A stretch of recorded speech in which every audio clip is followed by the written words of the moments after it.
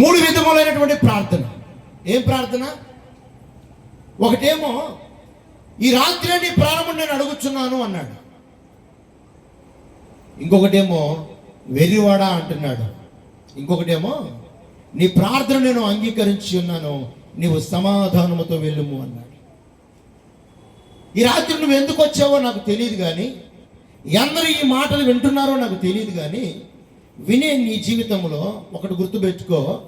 నువ్వు దేనికి యేసు ప్రభుని నమ్ముకోవాలి, ఎందుకు యేసు ప్రభు దగ్గరికి రావాలి, ఎందుకు ఈ లోకయాత్ర ముగించిన తర్వాత పరలోకం అనేది ఒకటి ఉంది, ఆ పరలోకానికి వెళ్ళాలి అనేది నువ్వు తెలుసుకోవాలి. వాస్తవానికి ఈ లోకము మనది శాశ్వతమైనది కానే. ఎప్పటికైనా, ఈరోజు కాకపోయినా, రేపైనా, ఎల్లుండైనా, సంవత్సరం తర్వాత అయినా, 10 సంవత్సరాలకైనా నువ్వు యాత్ర ముగించాల్సిందే. నీ కొరకు సిద్ధపరిచిన రాజ్యానికి వెళ్ళాల్సిందే. ఆ రాజ్యము నరకమా, పరలోకమా? ఏది నీ రాజ్యం? దేవాది దేవుడు ఒక సందర్భంలో లోతు కుటుంబంతో చెప్పాడు, లోతు, నువ్వు ఉన్నటువంటి స్థలం మంచిది కాదు. నేను ఎప్పుడో మా ఊరికి ఒక పేరు పెట్టుకున్నా. మా ఊరి పేరు అందరూ అంటున్నారు అంబేద్కర్ నగరం అని, కానీ నాకు ఎందుకో ఇది ఎరుకో పట్టణంలా కనపడుతుంది. సపోర్ట్లు కొడతారా?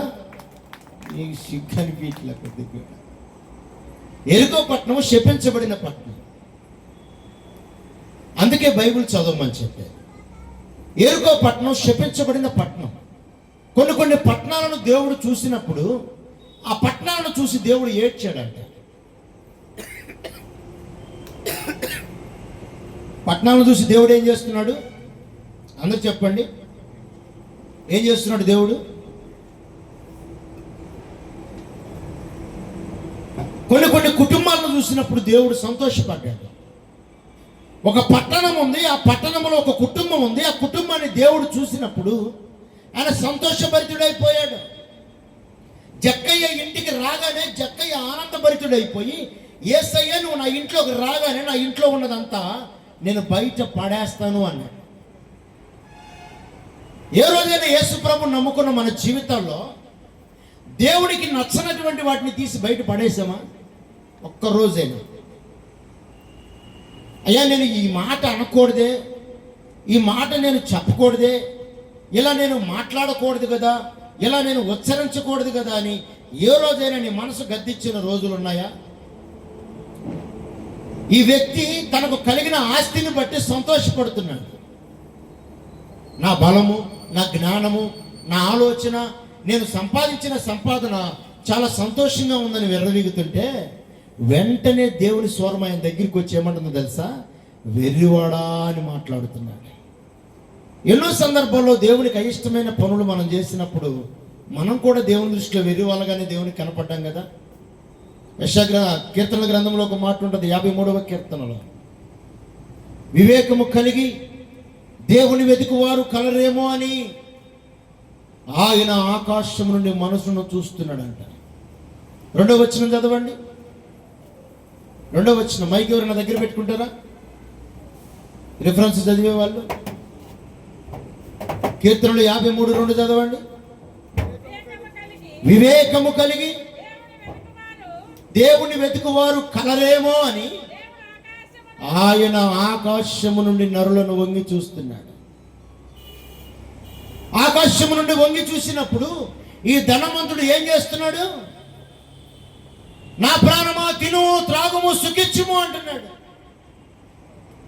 కానీ దేవుడు నన్ను పుట్టించాడని తెలుసుకున్న ఒక భక్తుడు అంటున్నాడు 103వ కీర్తనలో, నా ప్రాణమా, నా ప్రాణమా యెహోవాను సన్నిధించుము, నా అంతరంగములో ఉన్న సమస్తమా ఆయన పరిశుద్ధ నామమును సన్నిధించుము. నా ప్రాణమా యెహోవాను సన్నిధించుము, ఆయన చేసిన ఉపకారములలో నీవు దేనిని మరవద్దు. ఈరోజు చెప్పగలుగుతున్నావా ఈ మాట? నీవు శపించబడిన పట్టణములో దేవుని పిల్లలుంటే దేవుని పిల్లలను దేవుడు బయటికి తీసుకురావాలని ఆశపడతాడు. మా గ్రామంలో ఒక క్రమం ఉంది. వాడు ఫలించడు, ఫలించేవాడిని ఫలింపనివ్వడు. అర్థమవుతుందా బ్రదర్ గారు? మీకు అర్థమవుతుందా? నువ్వు ఫలించవు, పక్క నుండి ఫలించని. నువ్వు ఎలాంటి వ్యక్తి అయ్యా అంటే మర్రి చెట్టు లాంటి వ్యక్తి. నీ ఉన్న స్థలంలో ఎవరిని ఫలింపనివ్వు. కానీ దేవుడు సంఘాన్ని దేంతో పోల్చాడు తెలుసా? అంజూరుపు చెట్లతో పోల్చాడు. కొట్టుగట్టిగా చెప్పట్ల. ద్రాక్ష వనంతో పోల్చాడు. కొట్టుగట్టిగా చెప్పట్ల. నువ్వు ఎదగాలి. నువ్వు ఎదుగుతూ నీ కొమ్మల నుంచి వచ్చే ప్రతి ఫలాలు కూడా గుత్తులు గుత్తులుగా ఫలింపాలి. కొట్టుగట్టిగా చెప్పట్ల. నువ్వు ఫలించాలి. నీతో పాటు నీ పక్కన ఉన్నటువంటి కొమ్మలు వ్యాపించి ఆ కొమ్మల నుంచి వచ్చే గుత్తుల ఫలాలు నీవు అనుభవించాలి. చెట్టు ఒకటే, కానీ దాని నుంచి వచ్చే కొమ్మలు ఎన్ని చెప్పలేనన్ని. సంఘము యేసుక్రీస్తు యొక్క ద్రాక్ష చెట్టు అయితే సంఘములో ఎదుగుతున్నటువంటి బీజాలన్నీ కూడా మనం అందరము. ఆమేన్. దేవుడు ఆ వ్యక్తిని చూసినప్పుడు ఆ వ్యక్తి యొక్క మనసు అంతా గర్వంతో నింపబడిందంట. చాలా మంది ఈనాడు గర్విస్తున్నాడు.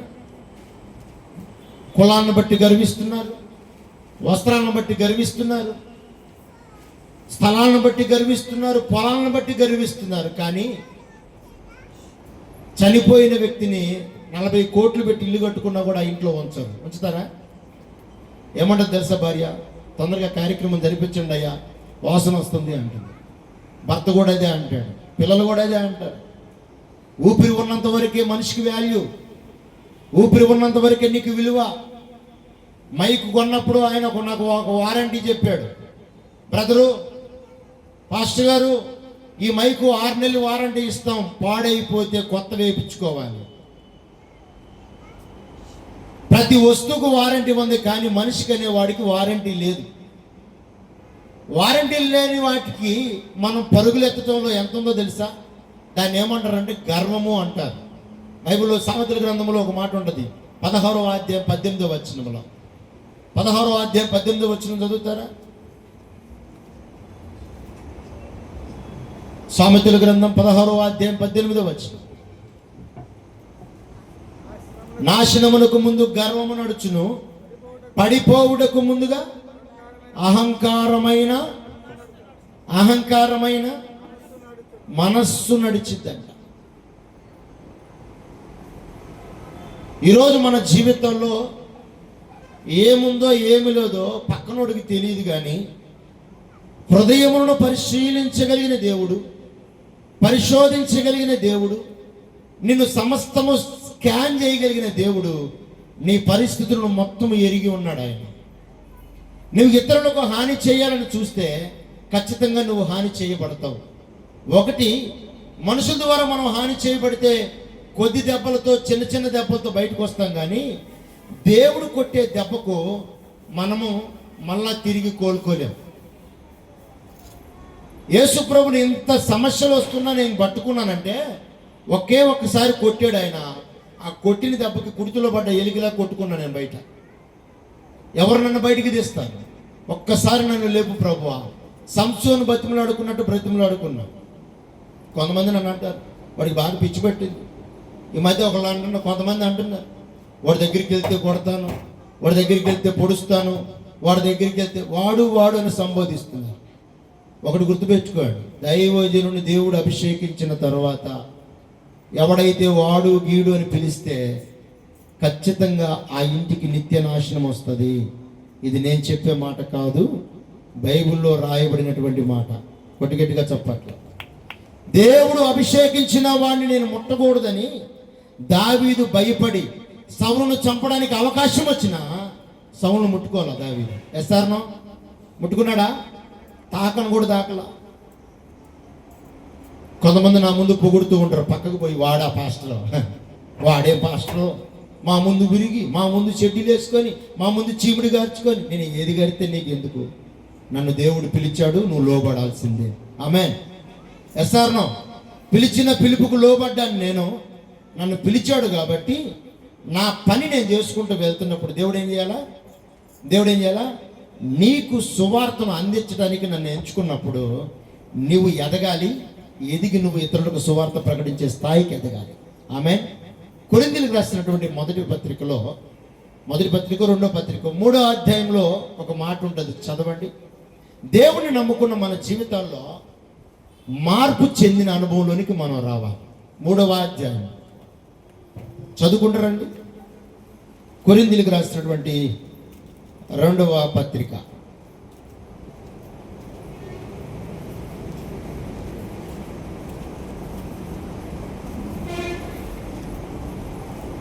అదేనా? మొదటి పత్రిక చూడండి. మొదటి పత్రిక 3వ అధ్యాయం 1వ వచనం. సహోదరులారా, ఆత్మ సంబంధమైన మనుష్యులతో మాట్లాడినట్లు నేను మీతో మాట్లాడలేకపోతున్నాను అంటున్నాడు పౌలు గారు. ఎవరితో వీళ్ళు మాట్లాడలేకపోతున్నాను అంటున్నాడు? కొరింథీలో ఉన్నటువంటి ప్రజలతో, కొరింథీలో ఉన్నటువంటి విశ్వాసులతో. ఓ సహోదరులారా, ఆత్మ సంబంధమైన మనుషులతో నేను మాట్లాడినట్లు నేను మీతో మాట్లాడలేకపోతున్నా. కారణం, మీరింకా బలహీనులు, పసిపిల్లలు, పాలు తాగే స్థితిలోనే ఉన్నారని నేను గ్రహించి నేను మీతో బలమైన మాటలు మాట్లాడలేకపోతున్నాను అంటాడు. యేసు ప్రభుని నమ్ముకున్నాం, సొంత రక్షకునిగా అంగీకరించాం, కానీ ఆ ధనవంతుడు మాట్లాడినట్లే మాట్లాడుతున్నాం మనం కూడా. ఏమంటున్నాడు చదవండి పౌలు గారు. సహోదరులారా, ఆత్మ సంబంధులైన మనుషులతో మాట్లాడినట్లు నేను మీతో మాట్లాడలేకపోతుని, శరీర సంబంధులైన మనుషులే అనియు క్రీస్తునందు పసిపిల్లలే అనియు మీతో మాట్లాడవలసి వచ్చెను. అప్పట్లో మీకు బలము చాలకపోయినందున పాలతోనే మిమ్మల్ని పెంచితిని కానీ అన్నముతో నేను మిమ్మల్ని పెంచలేకపోయాను. మీరింకను శరీర సంబంధులని, ఇప్పుడు మీరు ఏంటంట బలహీనులై ఉన్నారు. కారా? అందరు చెప్పండి. ఎంతమందికి బలహీనంగా రోగాలు ఉన్నాయి చెప్పండి. అయ్యా, ఒక ఆమె అంటది నాకు దగ్గయ్యా, ఒక ఆమె కిడ్నీ అంటది, ఒక ఆమె గుండె అంటది, ఒక ఆమె కడుపులు నొప్పి అంటది, ఒక ఆమె లోపల అలసర అంటది, ఒక ఆమె గర్భసంచిలో గుల్లలు ఉన్నాయి అన్నయ్య, ఏదో ఒక సమస్య. ఎస్ఆర్నో ఇక్కడ మాట్లాడుతున్న మాట శరీర సంబంధమైన బలహీనత గురించి ఆయన మాట్లాడట్లేదు, ఆత్మ సంబంధమైన రోగాల గురించి చెప్తున్నాడు ఆయన. ఎస్ఆర్నో ఏ రోగాలంట? నేను ఆత్మ సంబంధమైన మనుషులతో నేను మాట్లాడినట్టు మీతో మాట్లాడలేకపోతున్నా. కారణం, మీరు శరీర సంబంధులే. శరీర సంబంధంతో నడిపించబడుతున్నటువంటి ఈ ధనవంతుడు, నా ప్రాణమా తినుము, త్రాగుము, సుఖించుము, అనేక సంవత్సరముల తర్వాత విస్తారమైన ఆస్తి నీకు సమకూర్చబడి ఉన్నది అంటాడు. అందరూ ఈ మాటలు వింటున్నారో నాకు తెలియదు, కానీ ఇంకా నేను డబ్బు సంపాదించాలి. కొంతమంది నాతో చెప్పారు, అయ్యా రేత్రి పనులు సాగుతున్నాయి కాబట్టి మీటింగ్స్ ఆపి జనాలు రారు. ఏదంట 10,000 కోట్లు పెట్టినా కూడా దొరకంది పరలోకం. 300 కోసం నువ్వు అమ్ముకుంటున్నావు దేవుణ్ణి వదిలేసి. ఎస్ఆర్నో ఒక ఆయన అమ్ముకున్నాడు యేసు ప్రభుని 30 వెండి నాణాలకు. ఎస్ఆర్నో ఎవరు? ఆయన పేరు యోధా ఇస్కరియోతు. యేసు ప్రభును 30 వెండి నాణాలకు అమ్ముకున్నాడు. కారణం, నేను ధనవంతుని అవ్వాలనే ఒక కోరిక ఆయనలో పుట్టింది. ఈరోజు నువ్వు కూడా ధనవంతులు కావాలని నీ జీవితంలో యేసుక్రీస్తు వాక్యాన్ని పక్కన పెట్టి తొంగలో తొక్కేసి నీకు నచ్చినట్లుగా, నువ్వు మెచ్చేటట్లుగా, ప్రజలు నిన్ను మెచ్చుకునేటట్లుగా నువ్వు బ్రతకాలని, బయటకు అందంగా కనబడాలని ఆత్మీయ జీవితాన్ని చల్లార్చుకొని బ్రతుకుతున్నావేమో. నేను ఒకటే చెప్తున్నా, నువ్వు దొంగవైనా, వ్యభిచారమైనా, ఏ పాపములో నువ్వు పడిపోయినా, నువ్వు కురూపువైనా, నువ్వు అందం లేకపోయినా, చందం లేకపోయినా, యేసు ప్రభు ఒక్కడు నీ జీవితంలో ఉంటే నీ జీవితాన్ని అనేకులకు ఆశీర్వాదకరంగా నిలబెడతాడు. కొట్టిగట్టిగా చెప్పట్ల. హల్లెలూయా. యేసు ప్రభుని పట్టుకొని ఉన్నాడు. నీ జీవితాన్ని అనేకులకు వెలుగుగా మార్చకపోతే యేసు ప్రభుని వదిలి. నేనే చెప్తున్నా మాట. ఎందుకో తెలుసా? యేసు ప్రభుని నమ్ముకున్న పిల్లలను ఆయన ఎన్నడూ అనాథలుగా విడువడు, వదలడు. ఆయన ఒక్కసారి పట్టుకున్నాడంటే నీ చరిత్రను తిరగరాసే వరకు ఆయన నిన్ను వదిలిపెట్టడు. ఆమేన్. దావీదు ఎలాంటి వాడు? పొద్దున్నే లేచి పెండెత్తుకునేవాడు. ఎంతమంది తెలుసు ఈ మాట? దావీదు ఎలాంటి వాడు? ఒకటే దెబ్బ, ఒక్క రాయితో దావీదు చరిత్ర మారిపోయింది. ఆమేన్. ఒకే ఒక్క రాయి. ఆ ఒక్క రాయిని ఈరోజు దేవుడు అంటున్నాడు, తలకు మూలరాయిగా మార్చి, సంఘానిగా మార్చి, ఆ సంఘములో నిన్ను నాటాడు. కొట్టిగట్టిగా చెప్పట్ల. హల్లెలూయా. సంఘములో ఉన్నాం కానీ మాదిరి లేదండి మనకి. అందరూ చర్చికి వెళ్తారు, అందరూ చర్చికి వెళ్తారు, కానీ ఆత్మ సంబంధమైన మనుషులుగా లేరు. దేవునికి కావాల్సింది మందిరానికి వెళ్ళడమా, ఆత్మ సంబంధమైన మందిరములుగా కట్టబడటమా? ఏది కావాలండి దేవునికి? ఏది కావాలి? ఆత్మ సంబంధమైన మందిరంగా కట్టబడటం కావాలా, మందిరానికి వెళ్ళి రావడం కావాలా? చెప్పరేందండి? మందిరానికి వెళ్ళడం ముఖ్యం కాదండి. నేను 100% చెప్తాను, మందిరానికి వెళ్ళడం అసలు ముఖ్యం కాదు. ఆ దినాల్లో మందిరాలు లేవు, అందరూ ఎవరింట్లో వాళ్ళే ఆరాధన చేశారు. ఎంతమందికి తెలిసి ఈ మాట?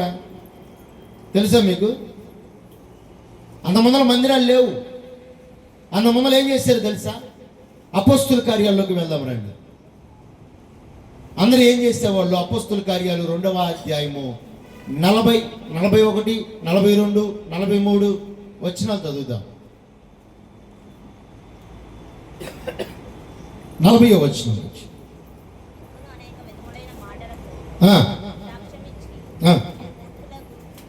మీరు మూర్ఖులకు ఈ తరము వారికి వేరే రక్షణ పొందురని వారిని,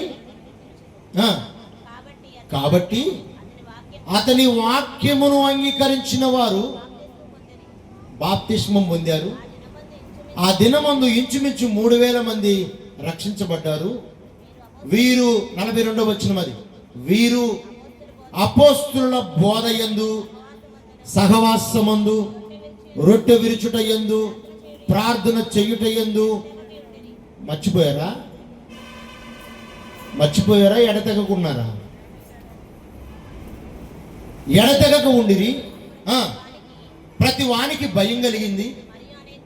అనేక మాటల చేత సాక్ష్యమిచ్చి విశ్వసించిన వారందరూ ఏకముగా కూడి ఉంచుకున్నారు. ఇది కాక చిరాస్తులను అమ్మి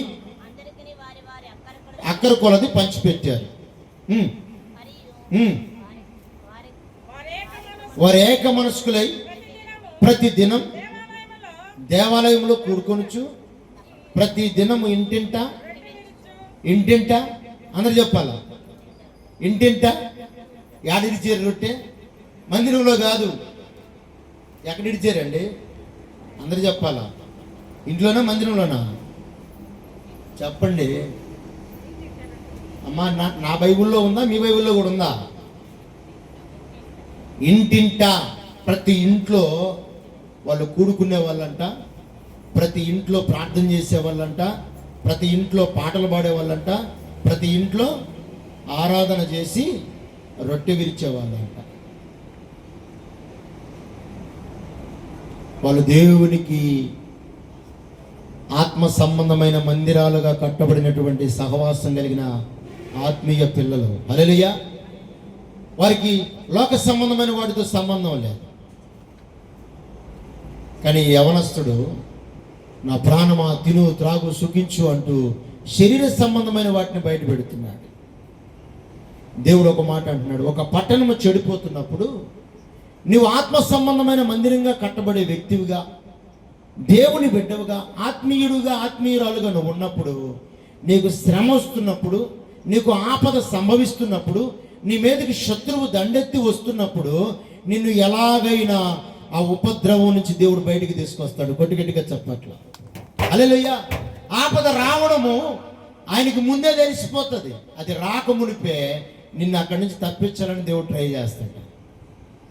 కానీ మనం ఏం చేస్తుంది తెలుసా, అది వచ్చినాక దెబ్బ తిన్న తర్వాత ప్రభువా నేను గుర్తులేనా నీకు అని అంటాం. ఆపద వచ్చే ముందే దేవుడు నిన్ను అక్కడి నుంచి బయటికి తీసుకొస్తాడు. ఒక మాట చూద్దాం రండి. ఆదికాండ గ్రంథం 19వ అధ్యాయం. ఆదికాండం 19వ అధ్యాయం మొదటి వచనం చదవండి. సాయంకాలం మందు ఆ ఇద్దరు దేవదూతలు సొదొమ చేరినప్పటికీ లోతు సొదొమ గమని యొద్దకు కూర్చుని ఉండెను. లోతు వారిని చూచి వారిని ఎదుర్కొనుటకు లేచి సాష్టాంగ నమస్కారం చేసి, నా ప్రభువులారా దయచేసి మీ దాసుని ఇంటికి వచ్చి రాత్రి వెళ్ళవచ్చుమని కాళ్ళు కొడుకొనుమని మీరు పెందలకడనే లేచి మీ త్రోవను వెళ్ళవచ్చునని. అందుకు వారు ఇలాగ అనవద్దు, నడివీధిలో రాత్రి వెళ్ళబుచ్చుదమని చెప్పిరి. అయినను అతడు మిక్కిలి బలవంతము చేసినప్పుడు వారు అతని తట్టు తిరిగి అతని ఇంట ప్రవేశించిరి. అతడు వారికి విందు చేసి పొంగని రొట్టెలను కాల్చగా వారు భోజనము చేసి వారు పండుకొనక ముందు ఆ పట్టణస్థులు అనగా సొదొమ మనుష్యులు బాలులను వృద్ధులను ప్రజలందరూ నలుదిక్కుల నుండి కూర్చుండి ఆ ఇల్లు చుట్టూ చేసి లోతును పిలిచి, ఈ రాత్రి నీ యొద్దకు వచ్చిన మనుషులు ఎక్కడ? మేము వారిని కూడినట్లు మా యొద్దకు వారిని వెలుపలకు తీసుకుని రమ్మని అతనితో చెప్పగా, లోతు వెలుపలి ద్వారమునొద్దనున్న వారి దగ్గరకు వెళ్ళి తన వెనుక తలుపు వేసి, అనలారా ఇంత పాతకము కట్టుకొనుకుడి, ఇదిగో పురుషుని కూడిన 2 కుమార్తెలు నాకున్నారు. సెలవైతే వారిని మీ యొద్దకు వెలుపలికి తీసుకొని వచ్చేదను. వారిని మీకు మనస్సుకు వచ్చినట్లు చేయుడి. ఈ మనుష్యులు నా ఇంటి నీడకు వచ్చి ఉన్నారు గనుక వారిని మీరేమి చేయకూడదని చెప్పినప్పుడు వారు నీవు అవతలికి పొమ్మనిది. మరియు వారు, వీడెవడో మనలో పరదేశిగా వచ్చి తీర్పరుగానున్న చూస్తున్నాడు కాగా వారి కంటే నీకు ఎక్కువ కీడు చేసిదమని చెప్పి లోతు అను ఆ మనుషుని మీద దొమ్మిగా పడి తలుపులు పగలగొట్టుటకు సమీపించిరి. అయితే ఆ మనుషులు తమ చేతులు చాపి లోతును ఇంటిలోని లోపలికి తమ యొద్దకు తీసుకొని తలుపు వేసిరి. అప్పుడు వారు పిన్నలు మొదలుకొని పెద్దల వరకు ఆ ఇంటి ద్వారము దగ్గర ఉన్న వారికి కనుమబ్బు కలుగు చేయగా వారు ద్వారము కనుగొనలేక విసికిరి. హల్లెలూయా. లోతు కుటుంబం మీదకి కొట్టడానికి చంపడానికి వచ్చిన ఆ ప్రజలకు దేవుడు ఏం కలుగు చేశాడంట? ఆ ద్వారాలు కనబడకుండా మబ్బు కలుగు చేశాడంట. ఇదిగో ఈ పట్టణాన్ని నేను నాశనం చేయబోతున్నానని దేవుడు 2 మనుషుల ద్వారా, ప్రవక్తల ద్వారా గ్రామానికి పంపిస్తే, దూతలను పంపితే ఆ గ్రామంలోకి రాగానే నేరుగా లోతు ఇంటికి వెళ్ళిపోయారు. వాళ్ళు లోతు ఇంటికి వెళ్ళడం ఆ గ్రామస్తులు చూచి గబగబా లోతు ఇంటికి పరిగెత్తుకుంటూ వెళ్ళి లోతు యొక్క ఇంటి ద్వారబంధరాలు తలుపులు పగలగొడుతున్నారు. రేయ్ బయటికి రారా, ఎవర్రా ఈ రాత్రి మీ ఇంటికి వచ్చింది అంటే, అయ్యా మా ఇంటికి వేరే ప్రజలు వచ్చారయ్యా, వాళ్ళని మీరేమనొద్దయ్యా, మా ఇంటి నీడకు వచ్చారయ్యా, మా ఆతిథ్యం కొరకు వచ్చారయ్యా, మా ఫ్రెండ్స్ కాదు, మా బంధువులు కాదు, వారు ఏదో దూర ప్రాంతం నుంచి పరదేశులకు ఇక్కడికి వచ్చారు, వాళ్ళకి ఏదో కొద్దిగా నీళ్ళు ఇస్తూ వాళ్ళని గౌరవిస్తున్నానయ్యా, వాళ్ళని మీరేమనొద్దు అంటే, ఎవడ్రా వీడు మన మధ్యలోకి వచ్చి మనల్ని ఇబ్బంది పెడుతున్నాడు ఏందిరా, మనకి తీర్పరిగా ఉన్నాడు, ఎవడ్రా వీడు అని వాళ్ళని కొట్టబోతే, అయ్యా అయ్యా అయ్యా నన్ను ఏమనొద్దు, వాళ్ళని కూడా ఏమనొద్దు, అవసరమైతే నాకు 2 కూతుళ్ళు ఉన్నారు, ఆ 2 కూతుళ్ళని తెచ్చి మీ చేతులకు అప్పగిస్తా, మా కూతుర్ని మీకు ఏం కావాలో ఎలా పాడు చేసుకోవాలనుకుంటే అలా పాడు చేసుకోండి, వారిని మాత్రం ముట్టద్దయ్యా, మీ కాళ్ళు మొక్కుతానని బ్రతిమలాడుతూ ఉంటే, అరే ముందు వీళ్ళని కొట్టండి రా, అరే వాళ్ళని కనుక మాకు అప్పగించకపోతే వాళ్ళకి చేసే కీడు కంటే మరీ ఎక్కువగా నీకు ఇంకా కీడు తలపెడతాం, కాబట్టి ఆ మనుషులను మాకు అప్పచెప్పు, ఈ రాత్రి వారు మాకు కావాలి అని వాళ్ళందరూ ముసలోళ్ళు మొదలుకొని పిల్లల వరకు అందరూ ఇంటి చుట్టూ చేరారంట. ఇంటి చుట్టూ వస్తే వెంటనే దేవుడు ఆ స్థలం అంతా మబ్బు కలుగు చేసి వాళ్ళ డోర్ ఎక్కడుందో, వాళ్ళ వాకిలు ఎక్కడుందో వాళ్ళకి కనపడకుండా చేశారు. కారణం ఏంది? లోతు దేవుని నమ్ముకున్న కుమారుడు. కొట్టిగట్టిగా చెప్పక్క. ఆపద సమీపించినప్పుడు, ఆపద తన ఇంటి మీదకి వచ్చినప్పుడు దేవుడు ఆపద రాకుండా తన కుటుంబాన్ని కాపాడాడు. ఈరోజు చాలామంది అంటారు, పాస్టర్ గారండి ప్రార్థన చేసుకుంటున్నాం, ప్రార్థన చేసుకుంటున్నాం, పాటలు పాడుతున్నాం, దేవునికి కానుకిస్తున్నాం, చర్చికి వారం తప్పకుండా వెళ్తున్నాం, కానీ మా జీవితంలో కార్యాలు జరగట్లా. అన్నీ చేస్తున్నా కానీ అసలు నువ్వు మారేవా? అది చెప్పు నాకు. ఏమీ లేదంట. చర్చికి వెళ్ళావు, రక్షణ పొందావు, బాప్తీసం తీసుకున్నావు, సంఘానికి వెళ్తున్నావు, అన్నీ చేస్తున్నావు, ఇవ్వాల్సినవన్నీ దేవుని కార్యక్రమాలన్నీ ఓకే, కానీ కార్యం మాత్రం నీ ఇంటికి రావడం లేదు. కారణం ఏందో తెలుసా? అసలు మారాల్సింది మారకుండా అన్నీ మారినాయి. ఏం మారాలా? ఏం మారాలండి? ఏం మారాలా? వెనకున్న వాళ్ళందరం పెద్దగా చదువుతాం. ఏం మారాలి? హృదయం మారాలా. హృదయం మారితే ప్రభు అంటాడు, నీ హృదయాన్ని నాకు ఇమ్ము అంటాడు. హృదయం మారితే ఫలాలు కనపడతాయి. హృదయం మారకుండా, నీ జీవితం మార్చుకోకుండా ప్రభు దగ్గరికి ఎన్ని సంవత్సరాలు బ్యాగ్ తగిలించుకొని మనం ఆరాధన చేసినా, ఎన్ని సంవత్సరాలు మోకరించి ప్రార్థన చేసినా, ఎన్ని సంవత్సరాలు చప్పట్లు కొట్టి దేవుని మహిమపరిచినా, మన హృదయం మారకుండా దేవుని దగ్గర నుంచి ఫలాలు మాత్రం మన దగ్గరికి రావు. ఆ వ్యక్తి అంట గర్వ సంబంధమైనటువంటి గర్విష్ఠుడిగా దేవుని లెక్కలో చేర్చబడతాడు. ఇదిగో లోతు ఇంటి మీదకి దండెత్తి వచ్చినటువంటి ఆ యొక్క శత్రువులను దేవుడు లోతును ముట్టుకోకుండా, లోతు కుటుంబాన్ని తాకకుండా వెంటనే మబ్బును కలుగజేశాడు. దూతలను వెనక దూరం గుండా పంపించేసాడంట. ఆ తర్వాత ఆ మబ్బు వెళ్ళిపోయి వాళ్ళకి ద్వారాల తర్వాత కనపడ్డాయి. వాళ్ళు వచ్చి దేవుడు అన్నా కనపడలా. తర్వాత దేవుడు వారితో మాట్లాడాడు, లోతు త్వరగా ఇంటిని వదిలిపెట్టి బయటికి రా, ఆ గ్రామాన్ని వదిలిపెట్టి బయటికి రా, నువ్వు, నీ భార్య, నీ 2 కుమార్తెలు బయటకు వచ్చేసేయండి అని చెప్పింది. దేవుడు ప్రేమపూర్వకంగా చెప్తే వెంటనే ఒకరి చేతులు ఒకరు పట్టుకొని గబగబా గ్రామాన్ని వదిలిపెట్టి పరిగెత్తుతూ ఉంటే లోతు భార్య వెనకకు తిరిగి చూచి అక్కడికక్కడే ఉప్పు స్తంభంగా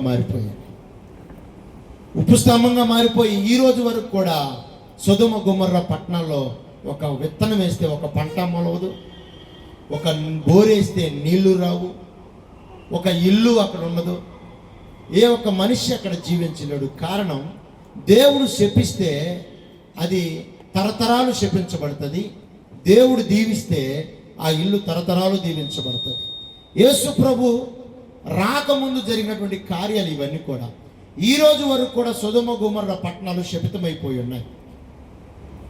2000 సంవత్సరాలు యేసు ప్రభు మన దగ్గరికి వచ్చి, లేదు ఈ లోకానికి దిగి వచ్చి, యేసు ప్రభు రాకముందు దగ్గర 4000 సంవత్సరాలు గడిచిందంట. 8000 సంవత్సరాలు 4000 సంవత్సరాలు గడిచింది. యేసు ప్రభు దగ్గర నుంచి మనకు 2000 సంవత్సరాలు గడిచింది. అయినప్పటికీ ఇన్ని సంవత్సరాలైన బైబిల్లో రాయబడిన సొదొమ గొమొర్రా పట్టణాలు ఇప్పటికి కూడా శపించబడే ఉన్నాయి, తరతరాలు శపించబడుతూనే ఉన్నాయి. ఈరోజు నీ కుటుంబం కూడా దేవునికి నచ్చని కార్యాలు, దేవుడు ఇష్టపడిన కార్యాలు నువ్వు చేస్తూ ఫలాలు చూడాలంటే ఎన్నటికీ నువ్వు చూడలేవు. దేవుడు చెప్పాడు, సొదొమ గొమొర్రా పట్టణాన్ని వదిలిపెట్టి బయటికి రండి అంటే వీళ్ళు పరిగెత్తుకుంటూ వస్తే తన పాపాన్ని వదిలిపెట్టకుండా, తన వ్యసనాలను వదిలిపెట్టకుండా, తనకు నచ్చిన అలవాట్లు వదిలిపెట్టకుండా ఏదో లోపల పెట్టుకొని పరిగెత్తుతున్నటువంటి లోతు భార్య అక్కడికక్కడే స్తంభంగా మారిపోయింది. ఈరోజు నువ్వు కూడా దేవుడు కార్యాలు చేయలేదనో, దేవుడు నువ్వు అడిగిన దాన్ని చేయలేదనో, ఇవ్వలేదనో, నువ్వు దేవుడిని నమ్ముకున్న తర్వాత అప్పులు పాలైపోయావనో, ఇంకా లోకం తట్టు చూస్తున్నావేమో, లోకం తట్టు చూస్తే నువ్వు ఇంకా రాటు తేలిపోతావే తప్ప, లోక పాపములో ఇంకా పరిగెత్తుతూ ఉంటావే తప్ప ఫలాలు మాత్రం నువ్వు చూడలేవు. ఎంత సమస్య వచ్చినా, ఎన్ని బాధలు కలిగినా, ఎన్ని ఉపద్రవాల్లో నువ్వు ఉన్నా ఒక్కసారి దేవుని దగ్గరికి వచ్చి ప్రభువా అని నువ్వు అడిగితే నీకు వెంటనే జవాబు ఇవ్వడానికి ఆయన సిద్ధంగా ఉన్నాడు. సిద్ధంగా రెడీగా ఉన్నాడు. ఎప్పుడు నువ్వు వచ్చి పిలుస్తావా అని, ఎప్పుడు నువ్వు వచ్చి మొర పెడతావా అని ఆయన ఎదురు చూస్తున్నాడు. అందుకే మనం చదువుకున్న 53వ కీర్తనలో వివేకము కలిగి దేవుని వెతుకు వారు కలరేమో అని ఆయన నరులను ఆకాశము నుండి వంగి చూస్తున్నాడు. ఏ రోజైనా దేవుని అడిగేవా నువ్వు? లోతు భార్య ఉపస్తంభంగా మారిపోతే లోతు మాత్రం వెనకకు తిరిగి చూడలా. లోతు పిల్లలు వెనకకు తిరిగి చూడలా. తన భార్య మాత్రం వెనకకు తిరిగి చూసి అక్కడ పతనమైపోయింది. ఈరోజు కుటుంబంలో భర్తగా నువ్వు ఉన్నావేమో, భార్యగా నువ్వు ఉన్నావేమో, పిల్లలుగా మీరు ఉన్నారేమో. నువ్వు దేన్ని బట్టి నువ్వు నడిపించబడుతున్నావో దాన్ని బట్టి నువ్వు శపించబడతావు. దాన్ని వదిలిపెట్టి వస్తే దేవుడు నిన్ను దీవిస్తాడు. ఈలోపు దేవుడు అగ్నిగంధకాలను భూమి మీద కుమ్మరిస్తూ ఉంటే దేవుడు లోతుతో స్పష్టంగా మాట్లాడుతున్నాడు. లోతు త్వరగా పారిపో, లోతు త్వరగా పారిపో అంటే లోతు దేవునితో మాట్లాడుతున్నాడు. అయ్యా, నేను అంత దూరం పరిగెత్తలేకపోతున్నాను అయ్యా. ఇదిగో ఈ పక్కనే చిన్నది సోయారు అనే గ్రామం ఉందయ్యా, ఆ గ్రామంలోనికి నేను వెళ్తానయ్యా అంటే ఆ చిన్న పట్టణం సోయారు అనే ఒక గ్రామం లోతును ఇంటికి చేర్చుకుంది. సోయారు అనే సంఘములోనికి నువ్వు రాగలిగితే, సోయారు అనే సంఘములో నువ్వు ఎదగగలిగితే, సోయారు అనే పరిశుద్ధాత్మ శక్తిని నువ్వు పొందగలిగితే నీ కుటుంబము, నీ ఇల్లు దీవించబడుతుంది. ఆ మాట ఒకసారి చూడండి, ముగించుకుందాం. ఆదికాండం 19వ అధ్యాయం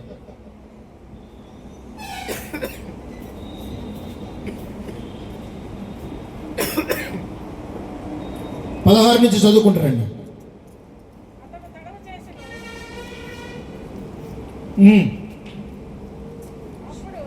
15 నుంచి చదువమ్మా. తెల్లవారినప్పుడు ఆ దూతలు లోతును త్వరపెట్టి, లెమ్ము, ఈ ఊరి దోష శిక్షలో నశించిపోకుండా నీ భార్యను, భార్యలు కాదమ్మా, నీ భార్యను, ఇక్కడనున్న నీ 2 కుమార్తెలను తీసుకొని రమ్మని చెప్పిరి. అతడు తడువు చేసెను. అప్పుడు అతని మీద యెహోవా కనికరపడుట వలన, యెహోవా కనికరపడుట వలన ఆ మనుష్యులు అతని చేతిని, అతని భార్య చేతిని, అతని 2 కుమార్తెల చేతులను పట్టుకొని వెలుపలకు తీసుకొని వచ్చి ఆ ఊరి బయట నుంచిరి. ఆ దూతలు వారిని వెలుపలకు తీసుకొని వచ్చిన తరువాత ఆయన నీ ప్రాణమును దక్కించుకొనున్నట్లు పారిపోము, నీ వెనుకకు చూడకము, ఈ మైదానములో ఎక్కడ నిలువకము, నీవు నశించిపోకుండా ఆ పర్వతమునకు పారిపోమని చెప్పగా లోతు, ప్రభువా అలాగూ కాదు, నేను పరిగెత్తలేనయ్యా, అలాగూ కాదు ప్రభువా, నేను పరిగెత్తలేను. ఇదిగో నాకు పక్కనే ఏముందంట, అలాగూ కాదు. 18వ వచనం, ఇదిగో నీ కటాక్షము నీ దాసుల మీద వచ్చినది, నా ప్రాణము రక్షించుట వలన నీవు నా ఎడల కనపరిచిన నీ కృపను గణపరిచితిని. నేను ఆ పర్వతమునకు తప్పించుకొని పోలేను, ఈ కీడు నాకు సంభవించి చచ్చిపోదునేమో. ఇదిగో పారిపోవుటకు ఈ ఊరు సమీపములో ఉన్నది, అది చిన్నది, నన్నక్కడికి తప్పించుకొని పోనిమ్ము, అది చిన్నది గదా, నేను బ్రతుకుతునని చెప్పినప్పుడు ఆయన, ఇదిగో నీవు చెప్పిన ఈ ఊరు నాశనము చేయును, ఈ విషయములో నీ మనవిని నేను అంగీకరించి తిని. కొటిగటిగా చెప్పట్ల. హల్లెలూయా, హల్లెలూయా. ఏ విషయములో నీకు అసాధ్యమైనది ఉందో, అసాధ్యమైన దాన్ని దేవుని నువ్వు అడగగలిగితే, అసాధ్యమైన దాంట్లోనే దేవుని నిన్ను నిందించి అవమానపరిచిన వారి ఎదుట నిన్ను గణపరచడం మొదలు పెడతాడు. ఆమేన్. చిన్నదయ్యా, చిన్నదయ్యా అంటే ఆ చిన్న దాంట్లోనే లోతు కుటుంబాన్ని దేవుడు కాపాడాడు. హల్లెలూయా. చిన్న దాంట్లో మనం అనుకుంటూ ఉంటాం చిన్నదే, ఆ చిన్నదే నిన్ను ఫలింపజేస్తుంది. ఒకరోజు హైదరాబాద్లో తమిళనాడుకు సంబంధించినటువంటి వ్యక్తులు వాళ్ళ అమ్మాయికి పెళ్లి చేయాలని ఒక ఫోటో నాకు పంపించాడు. విచిత్రం ఏంటంటే, ముందు మనం ఒక మాట అంటాం, దేవుని చిత్తం. నేను తెలుసుకున్నా అంటాం. ఈ మాట చెప్పి నేను ముగించేస్తాను. ఫోటో నాకు పంపిస్తే నేను అన్నాను, ఈ అబ్బాయి ఆ అమ్మాయితో కాపురం చేయడు, పెళ్లి చేయబాగని అని చెప్పిన. అర్థమవుతుందా మీకు? ఈ అబ్బాయి ఆ అమ్మాయితో కాపురం చేయడు, ఆ అమ్మాయి కనుక పెళ్లి చేస్తే ఈ అబ్బాయితోటి మీరు కూడా పోయి వాళ్ళ కాళ్ళు వస్తాలా అని చెప్పిన, అత్తమామలు కూడా. అయ్యగారు దేవుని చిత్తం ఎట్టుందో కనుక్కుందామని నేను ఫోటో పెట్టాను. అయ్యగారు మీరు వద్దంటున్నారు కదా, దేవుని చిత్తము నేను కూడా ఆపేస్తానని చెప్పని విరమించేసి ఫోన్ పెట్టేసి 5 నిమిషాల కల్లా ఎంగేజ్మెంట్ చేసాడు మనోడు. గట్టిగా చెప్పట్లు. స్తోత్రం. ఫోన్ పెట్టేశాడు, అప్పటికప్పుడే రోడ్డు మీదకి వెళ్ళాడు, యాపిల్స్ కాయలు తెచ్చాడు, అట్టికాయలు తెచ్చాడు, పల్లెంలో పెట్టాడు, వియంకురాలకి ఇచ్చేసాడు. ఇలా భార్య ఇలా పిల్లలందరూ లబోదీపం మొత్తుకుంటారు. అయ్యగారు నువ్వేమో వద్దన్నావు, ఈ దరిద్రుడు సన్నాసుడు ఏమో చేసేసాడు, ఏం చేయాలో అర్థం కావట్లేదయ్యా నాకు డైరెక్ట్గా చెప్పి ఏడుతున్నాను.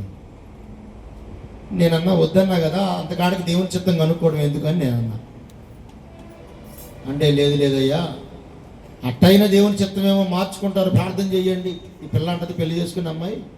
అయ్యగారు వాళ్ళు దేవుని నమ్మలేదు అయ్యగారు, ఒకవేళ నా ద్వారా వాళ్ళ ఇంట్లోకి దేవుడు పంపించి, స్తోత్రం చెప్పండి, నన్ను వాళ్ళ ఇంట్లోకి పంపించి వాళ్ళని మారుస్తాడేమో అంది. నేనన్నా నీ తరం కాదు అది. ఒకటి చెప్పనా, మనం చేసే ప్రార్థన ఏమో 10 నిమిషాలు, వాళ్ళు ఉండేదేమో 1000 ముగ్గులు దాంతో ఉంటారు. నువ్వు ఎట్లా చేయిస్తావు? 5 నిమిషాల తర్వాత ఇక నాకు ఫోన్ చేయాలి అతను. తర్వాత కొద్ది రోజుల తర్వాత సంఘానికి వస్తుంది, దేవుని చిత్తం ఏమై ఉందో కనుక్కోండి అంటున్నారు. మళ్ళీ ఎంగేజ్మెంట్ అయిపోయినాక తర్వాత ఇటుపోయి ఒకరోజు పెళ్ళి పలానా డేట్ అని చెప్పి నాకు చెప్పారు. ఎక్కడ పెళ్ళి అంటే తమిళనాడు అన్నారు. పెళ్ళికి నేను రానని చెప్పాను. ఎందుకని రావాయి గారు, నీ దగ్గర బాప్టిజం తీసుకున్న అమ్మాయి, చర్చికి వస్తున్న అమ్మాయి పెళ్ళికి నువ్వెందుకు రావు? దేవుని చిత్తం అయితే వస్తాం, చిత్తంగానే ఎట్లా వస్తారు? చిత్తం అయితే వెళ్తామా, చిత్తం కాకపోతే వెళ్తామా? కొంతమంది చిత్తం కాకుండానే వెళ్ళిపోతారు. మీరు నమ్ముతారో నమ్మరో కానీ ఆ అమ్మాయికి పెళ్లి చేసేసారు. పోయిన నెలలో పెళ్లి చేశారు. పోయిన నెల 2వ తారీఖు 3వ తారీఖు పెళ్లి చేసేసారు.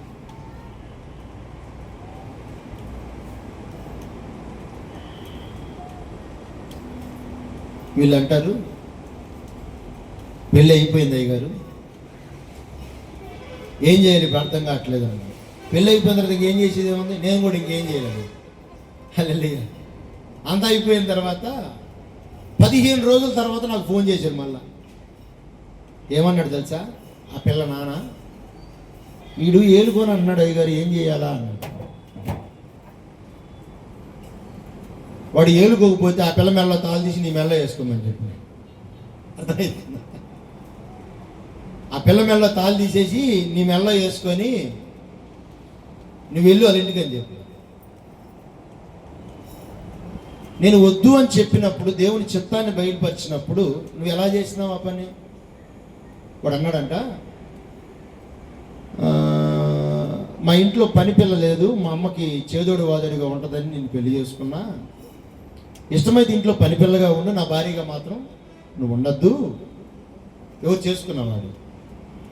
నాకు ఆల్రెడీ 2 బిడ్డల తల్లితోటి సంబంధం ఉంది, నాకు ఈ జన్మలో నాకు పెళ్ళే వద్దు అనుకుంటున్నా, మేమిద్దరం సంతోషంగా ఉన్నాం, నువ్వు కావాలనుకుంటే ఉండు లేకపోతే వెళ్ళిపో అన్నట్టు. 15 రోజుల తర్వాత మళ్ళా ఇంటికి వచ్చేసింది. ఎట్ట పెళ్లి చేసి పంపించబడిందో, ఎలా వెళ్ళిందో అలాగనే మళ్ళీ 15 రోజుల తర్వాత ఇంటికి వచ్చి ఇంట్లో కూర్చుంది. మళ్ళీ ఆదివారం సంఘానికి వచ్చింది, హైదరాబాద్లో మన బ్రాంచ్లో, మెయిన్ బ్రాంచ్. నేను కెమెరాలో చూసా, ఏంది ఆ అమ్మాయి చర్చికి వచ్చింది, ఏమైందనంటే ఇక మొత్తం రామాయణం అంతా మొదలుపెట్టారు. ఇక ఆ రోజు నువ్వు చెప్పిన మాట విన్నట్టయితే ఈరోజు నా జీవితం ఇలా ఉండేది కాదు, ఇప్పుడు నేను చావాలో బతకాలో అర్థం కాని పొజిషన్, ఏం చేయాలో అయ్యగారు రండి అందరం కలిసి మాట్లాడదామంటే నేను అన్న అడుగు గూడు పెట్టండి. దేవుని చిత్తం కాని దాంట్లో మనం అడుగు పెడితే అక్కడ మనకు అవమానాలే చేసుకున్నవాడు అంటాడు, ఆ రోజు పెళ్లి చేసుకున్నప్పుడు నువ్వు ఉన్నావా అంటాడు, మాట్లాడుకున్నప్పుడు నువ్వు ఉన్నావా అంటాడు. మనం ఏమైనా సమాధానం చెప్పగలమా? దేవుడు ఏదైనా సరే మనము ఉన్నతంగా ఆలోచిస్తూ ఉంటే మన ఉన్నతమైన ఆలోచనలు దేవుని ఎదుట అన్ని నీచంగా మారిపోతాయి. అందుకే యెషయా గ్రంథంలో అంటాడు ఆయన, నా తలంపులు మీ తలంపులు వంటివి కాదు, నా త్రోవలు మీ త్రోవలు వంటివి కాదు అంటాడు. మన ఆలోచనలన్నీ వేరుగా ఉంటే ఆయన ఆలోచనలు ఉన్నతంగా ఉంటాయి. మీరు మాట్లాడుకోండి, నేను మాత్రం అక్కడ అడుగు కూడా పెట్టలేను. గర్వంతో ఏ పని చేసినా అది మన నాశనానికే మొదలవుతుంది తప్ప, ఈరోజు నీకు గర్వం నోటి మాటల ద్వారా వస్తుందా? ఎక్కడ మాటలు అక్కడ మాటలు చెప్పే వ్యక్తిగా నువ్వు ఉంటున్నావా? అయితే విను, నువ్వు ఏదైతే చెప్తున్నావో అది ఖచ్చితంగా నీ ఇంటికి మాత్రం వస్తుంది. నువ్వు చేసే ప్రతిదీ నీ బిడ్డల మీదకి వస్తుంది. నీ బిడ్డల మీదకి వచ్చింది మొత్తం తరతరాలు దాన్ని అనుభవించాల్సిందే. బైబిల్ గ్రంథం చెప్తున్న మాట ఏంది? ముసలమ్మ ముచ్చట్లు కట్టిపెట్ట. దేవుని పిల్లలుగా మనం ఉన్నప్పుడు ఇతరులు వీలైనంత వరకు, నేను అదే నేర్చుకున్నా, బైబిల్లో ఉన్న మాటలు నేను చదివాను కాబట్టి నా పక్కన ఉన్న వాళ్ళని ప్రతి ఒక్కరిని ఎంకరేజ్ చేయాలనే ఉద్దేశం నాకుంది. ఆపదలో ఉన్న వాళ్ళకి సహాయం చేయాలన్న ఆలోచన నాకుంది. ఆకలితో ఉన్న వాళ్ళకి అన్నం పెట్టాలన్న ఆశ నాకుంది. బట్టలు లేని వారికి బట్టలు ఇవ్వాలనే ఆశ నాకుంది. ఇదంతా ఎక్కడ ఉంది తెలుసా? బైబిల్లో ప్రభు నేర్పిన క్రమం అది. డబ్బులు ఎక్కువై కాదు, ఇంకోటి కాదు. ప్రభువును మనం నమ్మితే, ప్రభువుకు మన హృదయాన్ని ఇస్తే, ప్రభు ఏది చేయమంటాడో ఆయన మనస్సును ఎరిగిన వాడు ఆయన చిత్తాన్ని చేయడానికి ఇష్టపడతాడు. ఆమేన్. ప్రభువుని నమ్మకుండా శరీర సంబంధిగా ఉన్నవాడు ఏం చేస్తున్నాడు? ప్రాణమా తినుము త్రాగుము సుఖించుము అంటున్నాడు. ఈరోజు నువ్వు నేను కూడా తిను త్రాగు సుఖించే వాటికి సమయాన్ని ఇస్తే రేపు మబ్బు ప్రభు రాబోతున్నాడు. రేపు మబ్బు ప్రభు వస్తే మన జీవితం ఏమైపోతుంది? సిద్ధపడ్డావా? మారు మనసు పొందావా? అయ్యగారు బాప్తిసం పొందానయ్యా, ప్రతి ఆదివారం బల్ల తీసుకుంటున్నా. బల్ల తీసుకున్నా కూడా పరలోకం మారండి, గుర్తుపెట్టుకోండి మాట. నువ్వు వర్షిప్ చేసినా పరలోకం వెళ్ళవు, బల్ల తీసుకున్నా పరలోకం వెళ్ళవు. ప్రభు చెప్తున్న మాట ఏం తెలుసా? నీ హృదయము నాకు ఇచ్చి పాపమునకు దూరంగా, లోకానికి దూరంగా, అవిశ్వాసులతో జోడుగా మీరు ఉండకుడి. అపవిత్రమైన వాడిని మీ నోట ఉచ్చరించకుడి. అబద్ధములు మీ నోట రానివ్వకుడి. ముసలమ్మ ముచ్చట్లు మీరు చెయ్యొద్దు. ఇవన్నీ ఎవరి జీవితంలో అయితే నెరవేర్చబడతాయో వారు మాత్రమే పరలోకానికి వెళ్తారు. ఈ రాత్రి అన్నిటిని వదిలేద్దామా? లోక సంబంధమైన వాటి అన్నిటిని చంపేద్దామా? ఎంతమందిని చంపేద్దాం? నేను చంపుతానన్న వాళ్ళు మీ చెయ్యి చూపించండి, అందరం కళ్ళు మూసుకుందాం. ఈరోజు నేను మారుతాను. ఆ గర్విష్ఠుల్లాగా నేను ఉండను.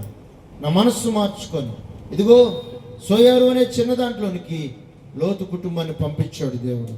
లోతు ఆ ఇంట్లోకి వెళ్ళి ఆ ప్రాంతానికి వెళ్ళి దీవించమన్నాడు. మరణ పడకల మీద పడవలసిన వాడు మరణాన్ని తప్పించుకొని తన కూతుళ్ళిద్దరిని కాపాడుకోగలిగాడు, తనను కాపాడుకోగలిగాడు. భార్య మాత్రం లోకాన్ని వదిలిపెట్టలేని స్థితిలో పతనమైపోయింది. ఈరోజు నువ్వు కూడా అలా ఉన్నావేమో.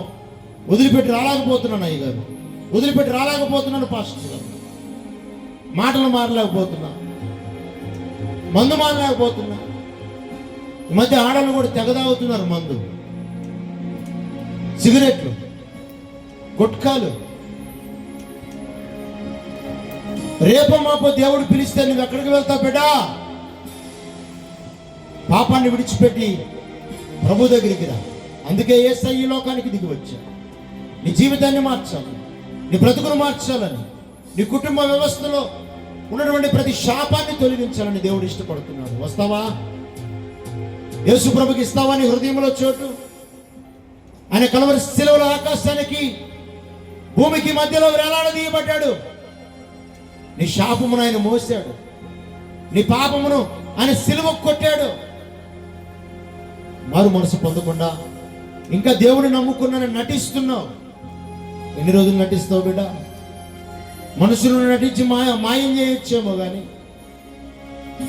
నటించి మనుషులను మోసం చేయొచ్చేమో కానీ దేవుని మోసం చేయలేం కదా. దేవుణ్ణి స్తుతించాను. యేసయ్యా నా బ్రతుకును మార్చు. ఎందరైతే నా కొరకు ప్రార్థన చేయండి పాస్టర్ గారు, నా జీవితం నేను మార్చుకోవాలనుకుంటున్నాను, నా కుటుంబ స్థితిని మార్చాలని దేవుడు కోరుకుంటున్నాను, నా పాపాన్ని నేను దేవుడి సన్నిధిలో ఒప్పుకుంటున్నా, నా జీవితాన్ని మార్చుకోవాలని ఒక తీర్మానం చేసుకుంటున్నా అన్న వాళ్ళు మీ చేతులు పైకెత్తండి. నీ దేవుడు నేను ఆశీర్వదించబోతున్నా. నీ చేతుల పైకెత్తి కళ్ళు మూసుకో. ఎవరు నిన్ను గుర్తించలేదా? భయపడమాక. లోతు కుటుంబం నాశనం అయిపోతుంది, కానీ దేవుని యొక్క మాట, దేవుడు చూడు ఆ సొదొమ గొమొర్రా పట్టణాల్లో ఉన్నటువంటి లోతుతో సూటిగా దేవుడు మాట్లాడుతున్నాడు. ఆయన లోతుతో మాట్లాడి, లోతు నీ ప్రార్థన నేను అంగీకరించాను, ఆ చిన్న దాంట్లోనే ఉండిపో అని చెప్పి లోతు అడిగిన ప్రార్థనకు ఆయన జవాబిచ్చాడు. ఈరోజు నువ్వు అడిగిన ప్రార్థనకు దేవుడు జవాబిస్తున్నాడు. అడుగు దేవుడు. నిన్నే నిన్నే నమ్ముకున్నా